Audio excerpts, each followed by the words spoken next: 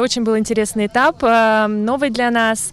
В этом этапе мы заняли 12 место. Это для нашей команды очень хороший результат. Мы действительно рады. Обстановка прекрасная. Нам очень нравится национальная парусная лига, как такой формат, где встречаются лучшие яхтсмены страны.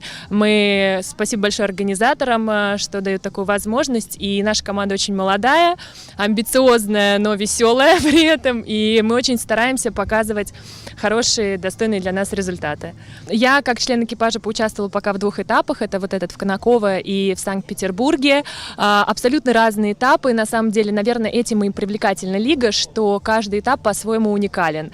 В Санкт-Петербурге были другие лодки, мы ходили другим экипажем. Вот. Здесь прекрасные лодки J70, нет никаких нареканий к технической составляющей. Мне кажется, из-за этого гонки прошли динамично и удалось провести большое количество гонок. Вот. С нетерпением ждем будущих гонок. Надеюсь, вот в Владивостоке тоже будет абсолютно другой шарм, я уверена. Мне кажется, Национальная парусная лига в нашей команде выбрана как один из стратегических чемпионатов, которые мы планируем посетить и в следующем году, поэтому обязательно будем принимать участие. Ну и постараемся расширить присутствие. Надеюсь, формат это позволит еще.